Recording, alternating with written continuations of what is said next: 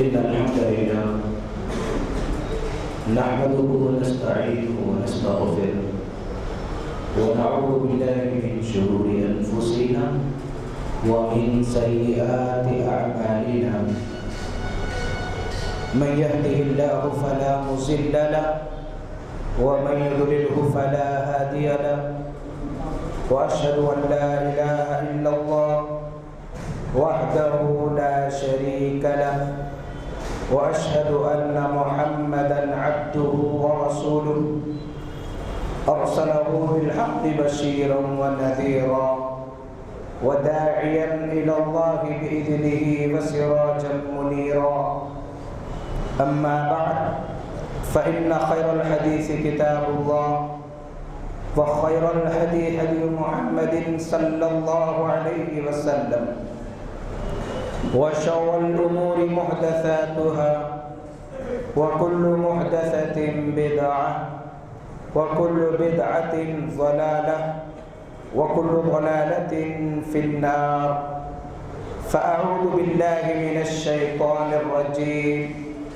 بسم الله الرحمن الرحيم وإذ صرفنا إليك نفرا من الجن يستمعون القرآن فلما حضروه قالوا أنصتوا فلما قضي ولوا إلى قومهم منذرين قالوا يا قومنا إنا سمعنا كتابا أنزل من بعد موسى مصدقا لما بين يديه يهدي إلى الحق وإلى طريق مستقيم يا قومنا أجيبوا داعي الله وآمنوا به يغفر لكم من ذنوبكم ويجركم من عذاب أليم ومن لا يجب داعي الله فليس بمعجز في الأرض وليس له من دونه أولياء أولئك في ضلال مبين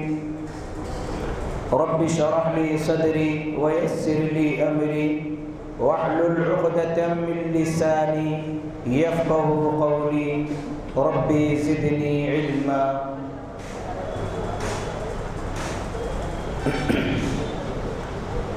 معزز و مکرم میرے دینی و اسلامی بھائیوں اور پردہ نشین ماؤں اور بہنوں، اس اللہ رب العالمین کی تعریف و توصیف ہے، بڑائی بزرگی ہے، حمد و ثنا ہے، جس کے ساتھ کوئی شریک نہیں، وہ ہر عیب سے پاک ہے۔ عبادتیں چاہے جسمانی ہو، بدنی ہو، مالی ہو، اذکار کی شکل میں ہو، نظر و نیاز کی شکل میں ہو، قربانی کی شکل میں ہو، توکل و بھروسے کی شکل میں ہو، رکوع، قیام، سجود کی شکل میں ہو یا کسی اور شکل میں، ساری عبادتیں اس ایک اللہ ہی کے لیے ہے۔ وہی اللہ حاجت روا ہے، وہی اللہ مشکل کشا ہے، وہی اللہ غریب النواز ہے، وہی اللہ دستگیر ہے، وہی اللہ نعمتیں دینے پر قادر ہے، وہی اللہ نعمتیں چھیننے پر قادر ہے۔ کائنات میں ان گنت بے شمار مخلوقات کو اس نے پیدا کیا، بے حساب درود و سلام ہو خاتم النبیین سید المرسلین رحمت للعالمین ساقی کوثر شافی محشر محمد الرسول اللہ صلی اللہ علیہ وآلہ وسلم پر۔ معزز سامعین، گزشتہ جمعہ ہم نے بڑے ہی اہم موضوع پر کچھ باتیں سماعت فرمائی، یعنی جادو کی حقیقت قرآن اور حدیث کی روشنی میں۔ اس سلسلے میں ہم نے جادو کی تعریف، جادو کی اقسام، جادو کی حقیقت، جادو کا وجود، جادو کس طریقے سے کیا جاتا ہے اور جادو کے ذریعے نقصان کیسے پہنچایا جا سکتا ہے اور جادوگر کے پاس جانا شرعی نقطہ نظر سے کیسا ہے، اور جادو کا علاج جادو کے ذریعے کرنا حرام ہے اور جادو سیکھنا حرام ہے۔ اسلام میں جادوگر کی سزا قتل ہے اگر اسلامی حکومت ہو۔ یہ باتیں ہم نے گزشتہ جمعہ سماعت فرمایا۔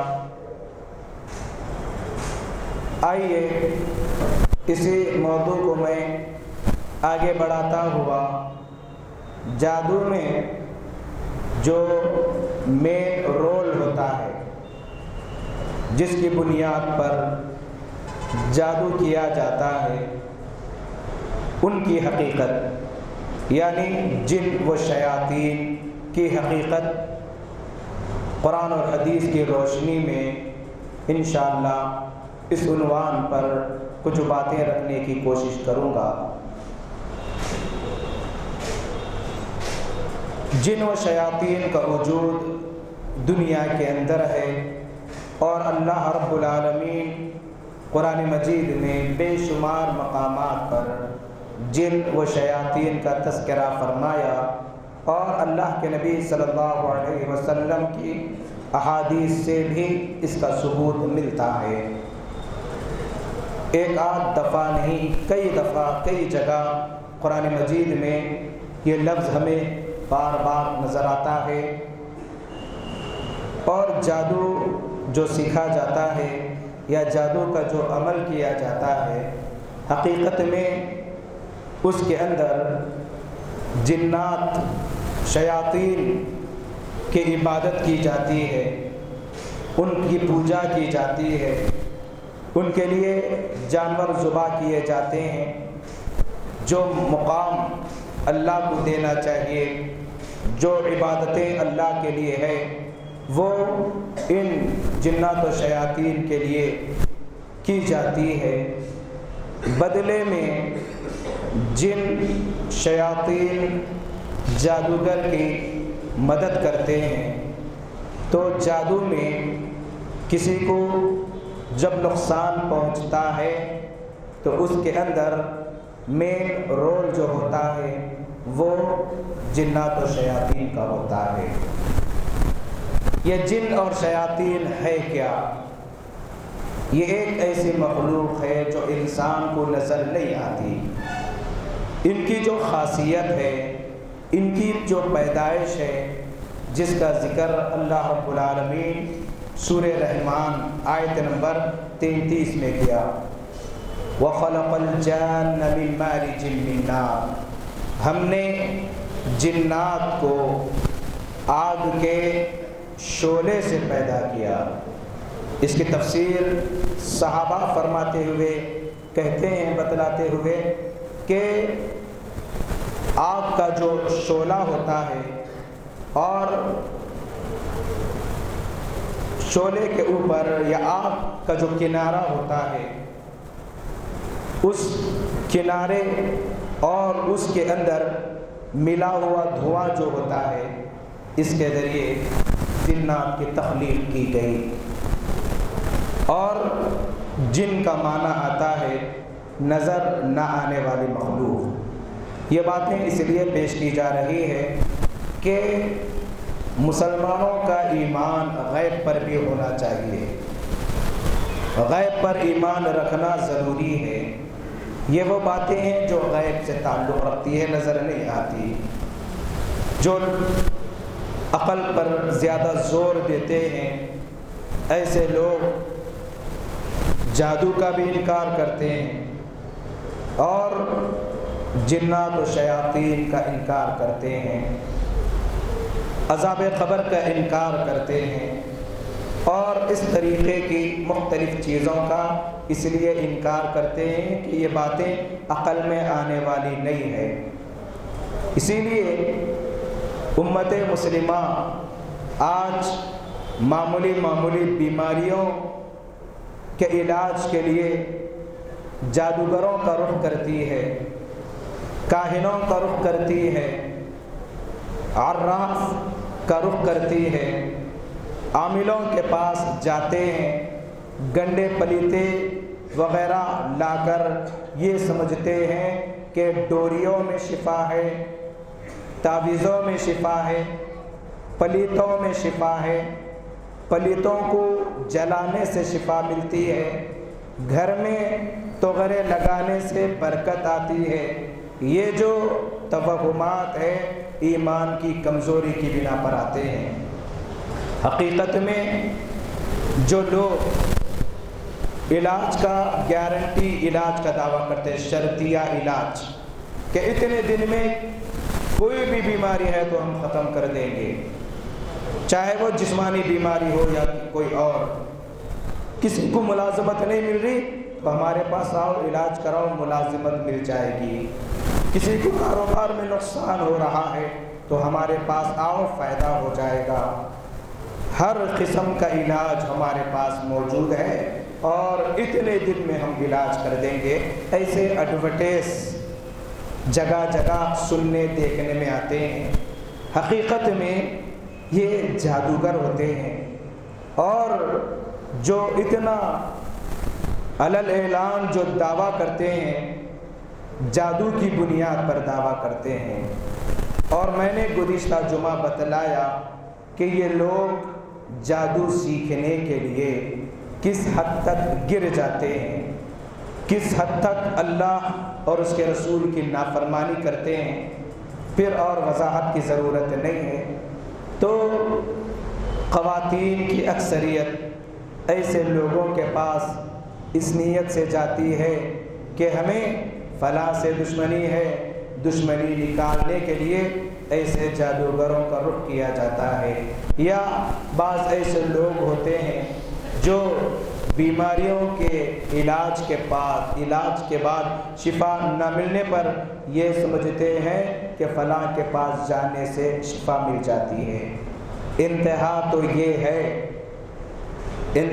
تو یہ ہے کہ بعض مسلمان غیر مسلموں کے پاس جا کر علاج کرواتے ہیں۔ ایمان کہاں باقی رہتا ہے؟ اس کی بنیادی وجہ کیا ہے؟ وجہ یہی ہے کہ علماء کرام عام طور پر ایسے موضوعات پر بہت کم بولتے ہیں۔ عقائد، مسائل، عبادتوں پر تقاریر، بیانات بہت ہوتے ہیں، لیکن اس انداز کی جو باتیں ہوتی ہے اس پر بہت کم بولا جاتا ہے، جس کی وجہ سے لوگوں کو سمجھ میں نہیں آتا۔ کوئی اگر کسی کاہن یا جادوگر کے پاس جائے علاج کے لیے، اس کے لیے کیا وعید ہے، اگر وہ جان لے تو رخ نہیں کریں گے۔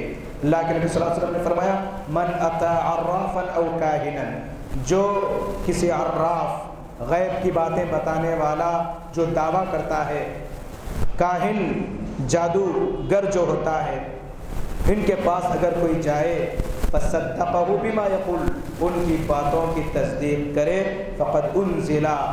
فقد کفر علی انزل علی محمد صلی اللہ علیہ وسلم پر جو شریعت نازل کی گئی، قرآن وغیرہ، گویا کہ اس کا منکر ہے وہ۔ اتنی سخت وعید۔ بعض روایتوں میں تو یہاں تک بتلایا کہ 40 دن کی عبادتیں، نماز قبول نہیں کی جاتی ایسے لوگوں کی جو ایسے لوگوں کے پاس جاتے ہیں۔ تو الغرض بات چل رہی تھی کہ جن اور شیاطین یہ دونوں حقیقت میں ایک مخلوق ہے، ان کی پیدائش آگ کے شعلے سے کی گئی، اور جو مسلمان ہوتے ہیں عام طور پر انہیں جن کہا جاتا، جو کافر قسم کے ہوتے ہیں انہیں شیاطین کہا جاتا ہے۔ اور ان کی تخلیق انسانوں کی تخلیق سے پہلے کی گئی، اور آدم علیہ السلام کی تخلیق کے بعد جب اللہ نے فرشتوں کو سجدے کا حکم کیا تو اس میں ابلیس بھی تھا۔ سورہ کہف میں اللہ رب العالمین اس ابلیس کے سلسلے میں فرمائے کان من الجن، اس نے سجدہ نہیں کیا اور وہ جنوں میں سے تھا۔ ابلیس جنوں میں سے تھا، اس نے سجدہ نہیں کیا۔ اور اس نے کہا کہ میں بہتر ہوں، میں کیسے سجدہ کروں۔ الغرض بے شمار جگہ قرآن میں یہ واقعہ ذکر کیا گیا۔ تو یہ جو ابلیس ہے، اس کے بارے میں کہا جاتا ہے کہ جب اس نے رب سے مہلت مانگی، رب انظرنی الی یوم یبعثون، مجھے قیامت تک مہلت دی جائے، اللہ رب العالمین نے اسے مہلت دی ہے، تو اس وقت سے لے کر قیامت تک ابلیس زندہ رہے گا قرآن کے حوالے کے مطابق۔ اور پھر اس کی جو ذریت ہے، شیاطین اور پھر جنات، ان سے پہلے پیدا کی گئی مخلوق ہے۔ اللہ رب العالمین قرآن مجید میں باقاعدہ ایک سورت 29ویں پارے میں سورہ جن کے نام سے نازل فرمائی، جو مکی صورت ہے، مکے میں نازل شدہ صورت ہے، جو تقریباً 28 آیتوں پر مشتمل، 2 رکوع پر مشتمل صورت ہے۔ اس میں جنات کے بارے میں تفصیل سے رب العالمین کچھ باتیں بتلائی ہے، ان کے ایمان عقیدے کے سلسلے میں۔ دیکھیے قرآن کی جو آیت میں نے پیش کیا، خلق الانسان من صلصال کالفخر وخلق الجان من مارج من نار، ہم نے جن کو آگ کے شعلے سے پیدا کیا۔ احادیث میں اور قرآن میں بے شمار جگہ سورہ احقاف آیت نمبر 29 میں بھی اس کا ذکر موجود ہے۔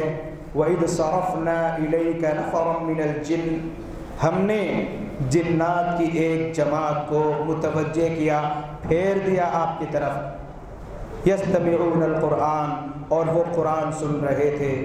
فَلَمَّا حَضَرُوهُ قَالُوا أَنصِتُوا، جب وہ حاضر ہوئے تو انہوں نے کہا کہ خاموش رہو۔ فَلَمَّا قُضِيَ وَلَّوْا إِلَىٰ قَوْمِهِمْ مُنذِرِينَ، جب پورا قرآن سن چکے تو اپنے قوم کے پاس گئے اور جا کر واقعہ بتلائے۔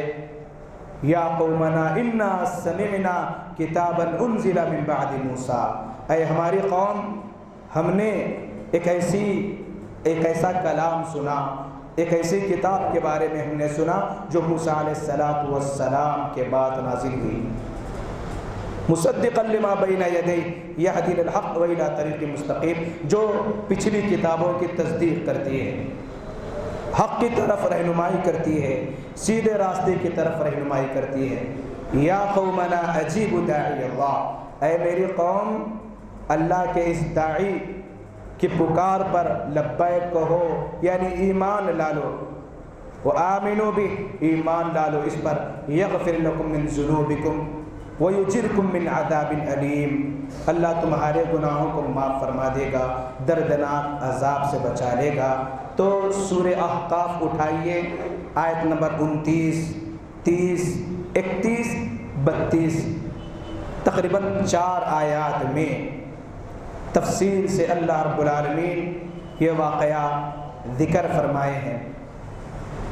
اس آیت کا خلاصہ بتلانے سے پہلے ایک اہم بات میں بتاتا چلوں کہ اسلاف نے بتلایا کہ جنات کی 3 قسمیں ہیں۔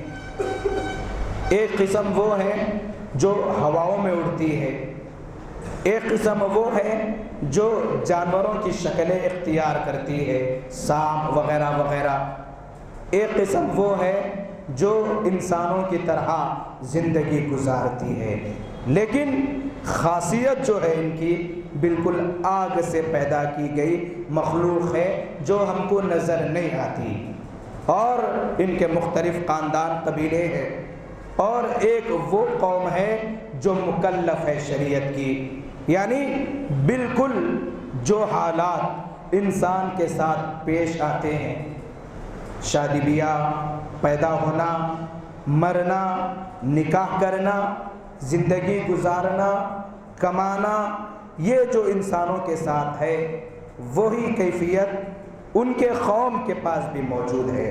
فرق یہ ہے کہ وہ ہم کو نظر نہیں آتے، نظر نہیں آنے والی مخلوق ہے، کبھی جانوروں کی شکل میں نظر آ گئے لیکن ان کی اصلیت کوئی دیکھ نہیں سکتا، ان کی تخلیق کی حقیقت کوئی نہیں دیکھ سکتا، اور وہ جو چاہے شکل اختیار کر سکتی، بالکل دھوئیں اور ہوا کی طرح۔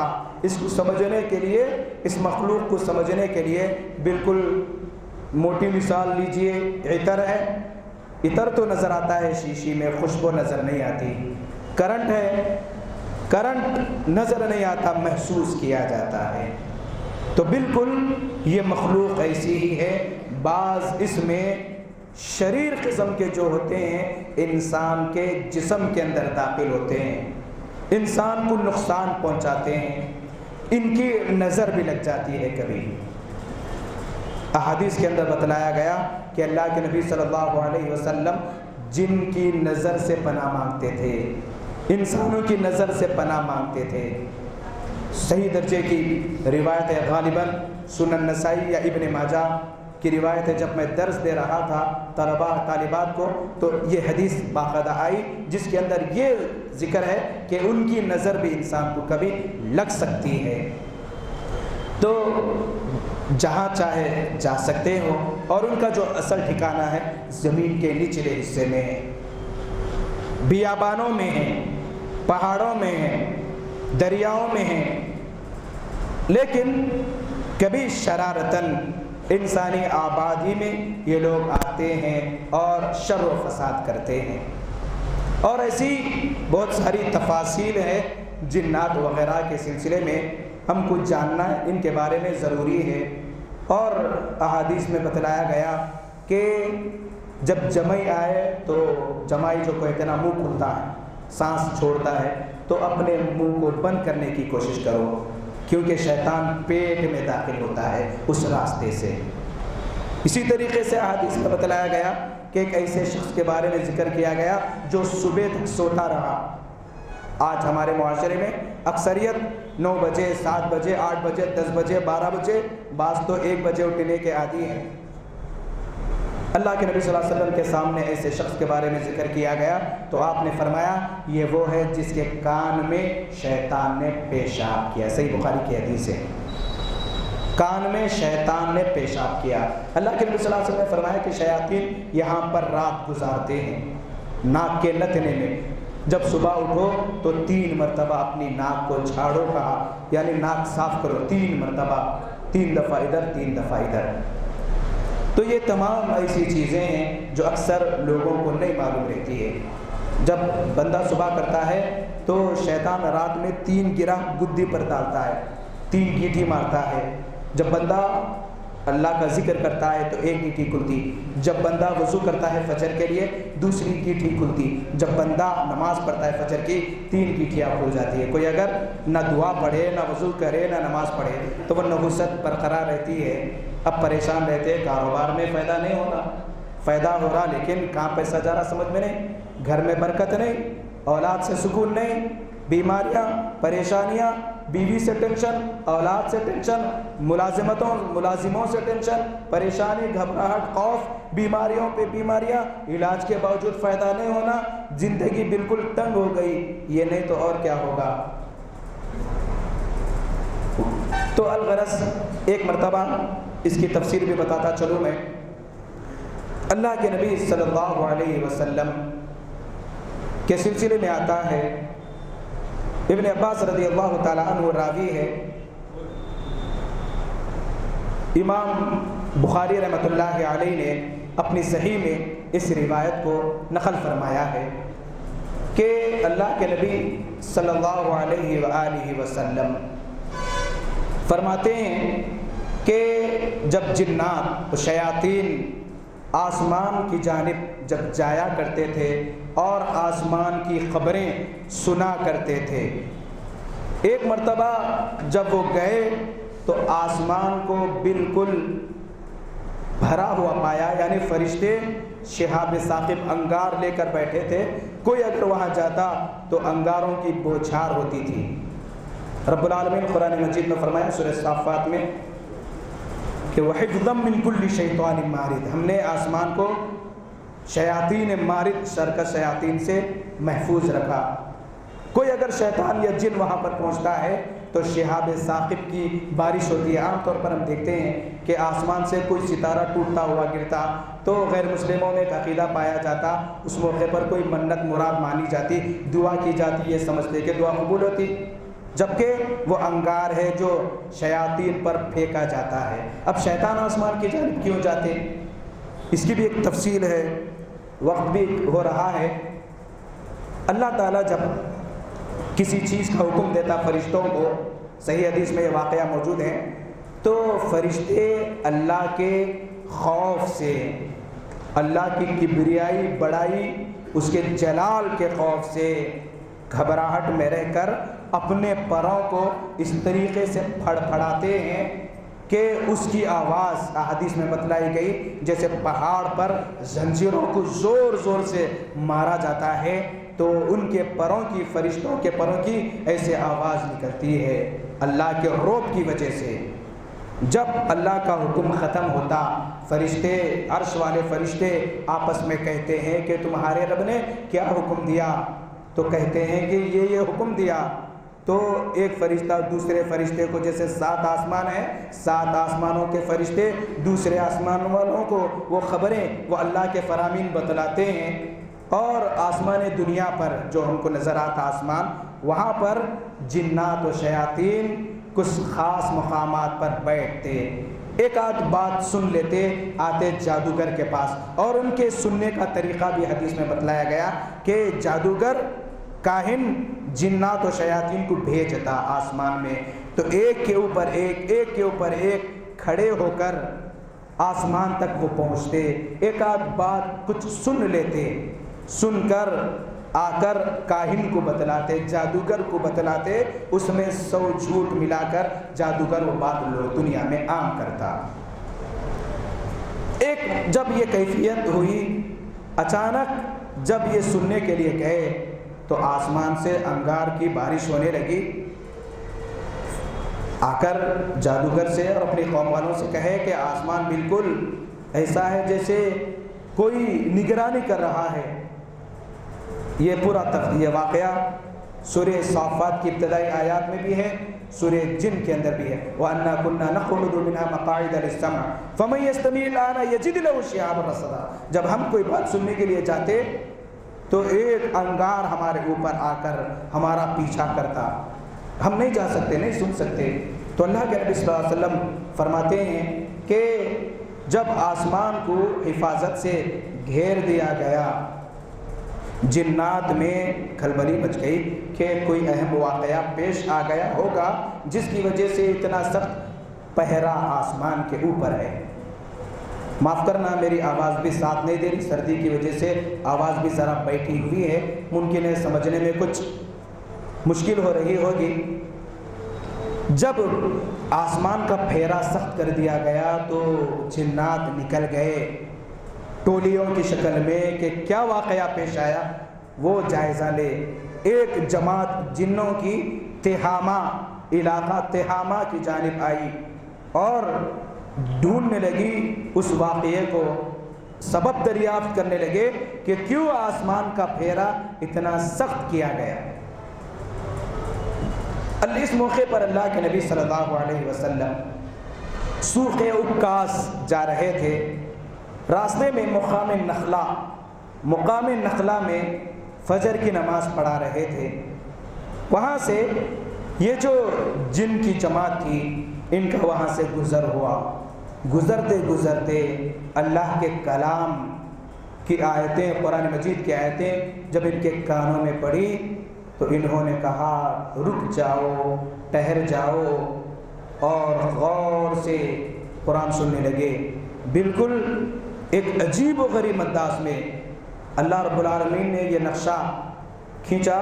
قل اوحی الی انہ استمع نفر من الجن، سورہ جن کی پہلی آیت ہے یہ۔ قل اوحی الی کہ کہہ دیجئے میری طرف وحی کی گئی۔ اللہ کے نبی صلی اللہ علیہ وسلم کو معلوم نہیں کہ جن کی جماعت اللہ کا کلام سن رہی ہے۔ لوگ کہتے ہیں یہ تو عالم الغیب ہے۔ دیکھیے سورہ جن اٹھائیے، اللہ تعالیٰ کیا فرماتے ہیں، میری جانب اللہ کی وحی آئی کہ جنوں کی ایک جماعت نے قرآن کو غور سے سنا۔ استماع عربی میں پوری توجہ، یکسوئی غور سے سننے کے لیے استعمال ہوتا۔ قل اوحی الی انہ استمع نفر من الجن فقالوا انا سمعنا قرآنا عجبا، انہوں نے کہا کہ ہم نے ایک عجیب و غریب کلام سنا۔ تو جب یہ لوگ سننے لگے، اللہ کے نبی صلی اللہ علیہ وسلم کو معلوم نہیں، سن کر جب وہ لوگ چلے گئے اور جا کر اپنی قوم کو پورا واقعہ بتلائے کہ حقیقت میں اللہ نے ایک نبی مبعوث کیے ہیں جن کا نام محمد ہے، اور اپنا کلام قرآن مجید کی شکل میں ان پر نازل کیا، جو ہدایت کا نسخہ ہے، جس کے اندر توحید کی تعلیم دی گئی، انہوں نے اقرار کیا اس کے بعد ہم اپنے رب کے ساتھ کسی اور کو شریک نہیں کریں گے، اس نبی پر ہم ایمان لاتے ہیں، اس کلام کی ہم تصدیق کرتے ہیں۔ تو ان باتوں سے اندازہ لگتا ہے کہ جن یہ بھی ایک مکلف مخلوق ہے، وہ بھی ایمان لاتے ہیں، ان میں بھی کچھ ایسے داعی ہیں جو تبلیغ کرتے ہیں۔ جنوں میں کوئی نبی بن کر نہیں آئے، جن میں کوئی نبی بن کر نہیں آئے، ان جنہوں نے اللہ کے نبی صلی اللہ علیہ وسلم کی نبوت پر ایمان لایا، اور جب کلام کو سنا اپنے قوم میں گئے اور پورا واقعہ بتلا دیا اور قوم والوں کو اسلام کی طرف بلایا۔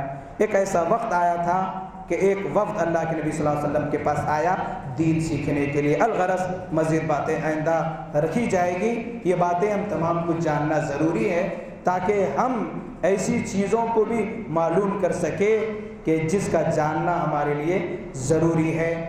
تو یہ جنات و شیاطین کا وجود جس کا ذکر اللہ نے اپنے کلام میں، اللہ کے نبی صلی اللہ علیہ وسلم نے اپنے فرامین میں کیا ہے، اللہ تعالیٰ سے دعا ہے الہ العالمین ہم تمام کو جنات و شیاطین کے شر سے محفوظ رکھ، الہ العالمین جادوگر کے شر سے ہم تمام کو محفوظ رکھ، الہ العالمین ہم کو اپنے ایمان کی حفاظت کرنے کی توفیق عطا فرما، الہ العالمین کثرت سے ذکر و اذکار کرنے کی توفیق عطا فرما، الہ العالمین ہم میں جو بیمار ہے انہیں صحت عاجلہ شفائے کاملہ عطا فرما، جو احباب دعاؤں کی درخواست کیے ہیں الہی ان تمام کی جائز مرادوں کو پوری فرما۔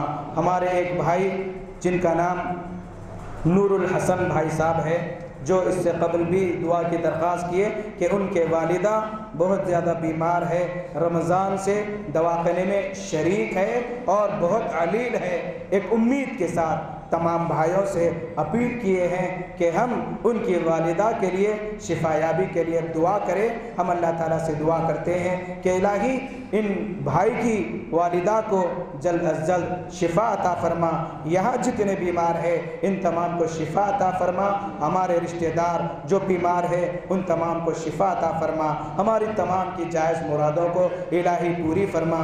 ربنا آتنا فی الدنیا حسنۃ وفی الآخرۃ حسنۃ وقنا عذاب النار وقنا عذاب القبر وقنا عذاب الحشر اللهم انا نسألك الجنة اللهم اجرنا من النار اللهم احفظنا من كل بلاء الدنيا وعذاب الآخرة بارك الله لنا ولكم في القرآن العظيم ونفعنا وإياكم بالآيات والذكر الحكيم إنه تعالى جواد كريم ملك برور رؤوف رحيم ورب حليم۔